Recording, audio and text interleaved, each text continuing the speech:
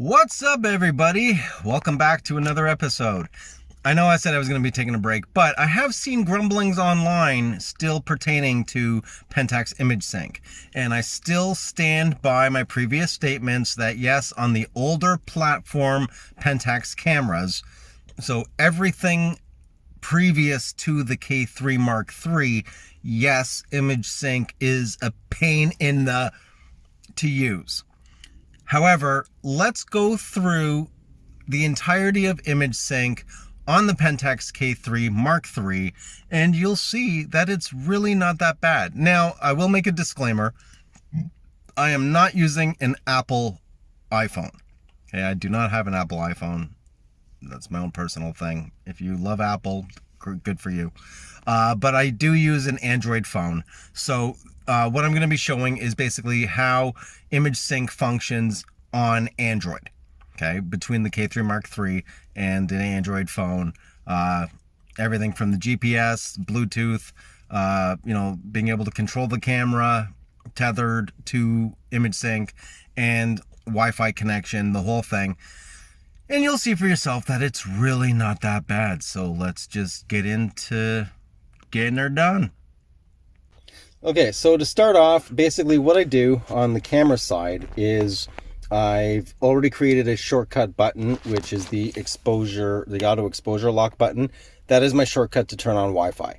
Now, before I open image sync, I always turn the Wi-Fi on.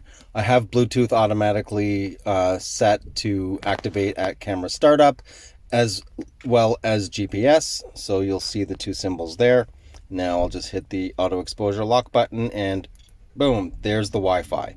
And then from here, I go and connect the phone directly to the Wi-Fi. Then I open image sync. So let's do that. Okay, so let's go into the settings and let's go to Wi-Fi. And there's my Pentax camera. Let's connect. It's connected. It connects immediately. Now let's open image sync. Let's give it a minute to load images. And there you go. Okay, let's hit live view here. And there you go. Easy peasy. Lemon squeezy. And let's just take a shot. Boom. Oh yeah, I have the timer on. So let's just wait. Oh, hey, counting down started. There we go. Beep, beep, beep, beep. And there's the image. Ooh, I guess that place got a package. Okay, so let's turn off live view here. And let's go back to, actually, let's look at some of the things we can change and the changes as they are in real time. So let's adjust exposure compensation here. So there you go. Ooh, super dark.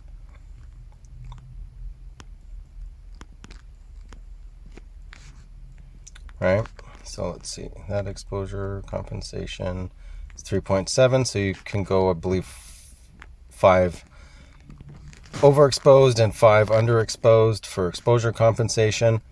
You've got your ISO control, so we can crank up the ISO if we want. All right, let's go down to auto ISO, so it's at ISO 200. And shutter speed, I'm gonna raise that up, bring it down. So you have pretty much all your camera settings, and you've got your white balance settings as well. You can change all those parameters, right? And you can turn the info screen off, leave it on. You can do landscape, portrait, and let's exit live view. And let's go to the images themselves. And at the top here, you can change your memory card. So in memory card slot 2, I currently have that card saving JPEGs. Let me just refresh this. There we go. There's the 2 images. So in here, we've got this image here. Okay, let's download that one to the phone. Look how fast that was. Whew, super quick. And at the very bottom here, you can see north 43 degrees, 56.287 feet. North and then west 78 degrees, 51.013 feet.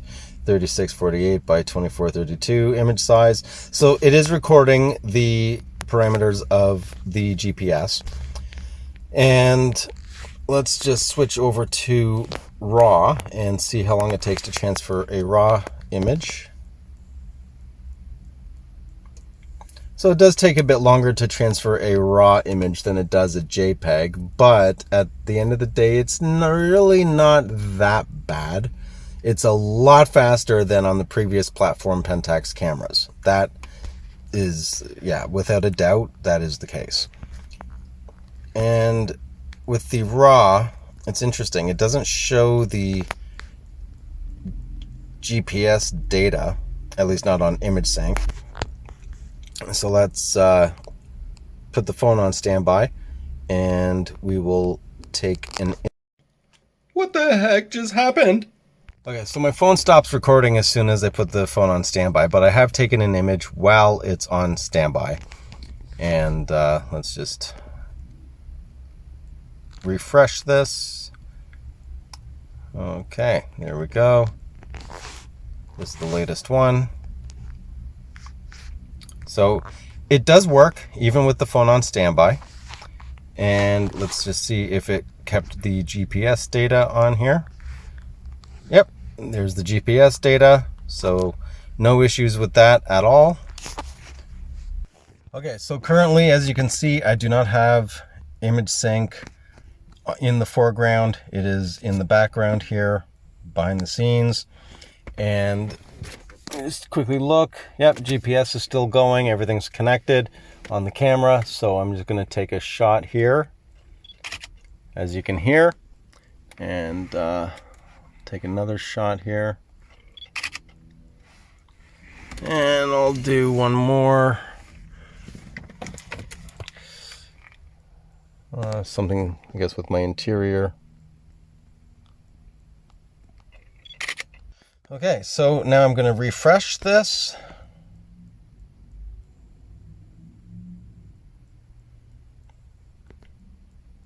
And here are the other shots that I took. There we go. Sure, we'll download that. Just to see if the GPS data shows up at the bottom. And there you go. GPS data is at the bottom. Phone was, it was active. However, it was not, it actually did go on standby for a brief moment. And ImageSync was not in the foreground. It was operating just in the background. So there you go. Everything works as advertised, at least on an Android phone. So there should be no issues. If you are having issues, it's most likely a setting that you have. So let's go through that. I've got store location information on, automatic Bluetooth connection on, background location information transmission.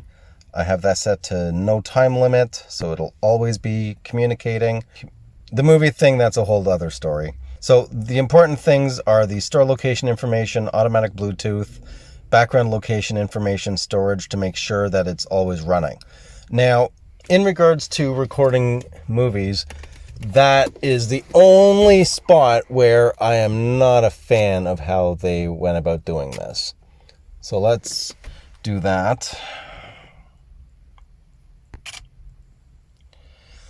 So here I'm in movie mode, and as you can see at the very top, full HD, 99.59 minutes remaining. Let's focus on that. Now watch what happens as soon as you start shooting. The screen goes black, you can't see anything. So you cannot use ImageSync in order to use it as a screen or a video monitor for you to be able to see, because you just can't see. And there's nothing on the back of the screen on the camera either, so you can't view that at all. So you really have no idea if what you're shooting is even in focus. You have no idea you just can't see anything. And as soon as I stop recording, it'll bring the screen back. So shooting video in image sync is a waste of time. I do not suggest you try that. You can get critical focus at the very beginning just by tapping the screen, but after that, you're on your own. Good luck. Yeah. If you want to have a completely uninterrupted workflow using image sync, then what you will want to do is turn off the auto power off function. Just turn it completely off so the camera doesn't actually shut down when you're in the middle of shooting if you pause for a little bit. Unless you're very good at predicting that you won't be going more than half an hour without touching the camera. I leave power saving mode on high. But the auto power off, I leave off when I'm done, whatever. I just turn off the camera. But for using image sync, I highly suggest that you just leave this on all the time. That way you won't have any interruptions when you're trying to use image sync for all the camera functions and GPS and all that stuff. So there you have the whole entirety, ins and outs of image sync on the Pentax K-3 Mark III.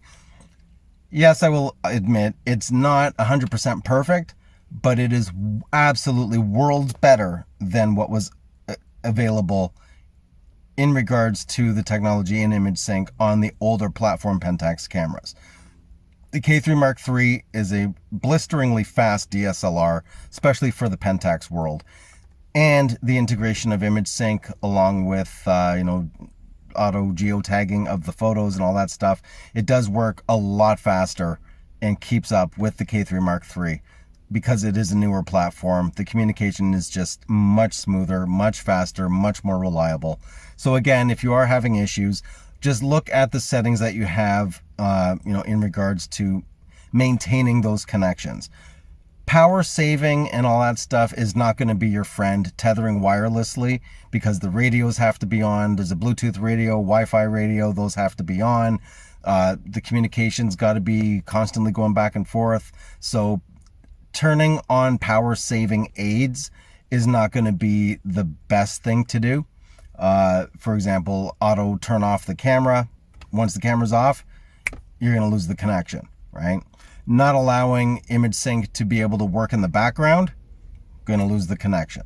So got to look at those parameters, but that's going to be it for this video. That's it. That's all I'm saying. You know what I'm saying? All right. I'm glad you agree. If you like the video, leave a like. If you have not already, please do subscribe. Always helps out, all that fun stuff. The rest of it, by now, y'all know what to do. I'm sure you've seen enough YouTube videos. Even if you haven't come to my channel, you know the deal. Yeah, so I will see you on the next one. I'm out.